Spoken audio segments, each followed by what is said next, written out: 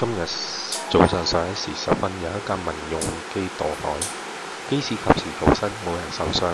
民航處冇收到求救信號同緊急降落通知，相信可能因農務機件或者機師嘅問題，需揾回黑盒待查。墮海嘅民用機為風力，圖為同一款嘅機，機長1050，機展1950，重量900。我哋嘅記者去到 CWB。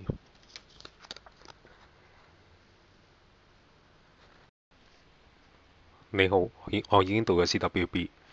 現場嘅天氣都唔算惡劣，風速大概20 km/h， 能見度50米。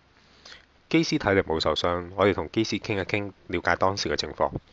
嗱，你睇下嗰架機咧，就一啲自命為高級機師嘅所為啦。我哋呢一路咧就尋找飛機近處，我哋喺度。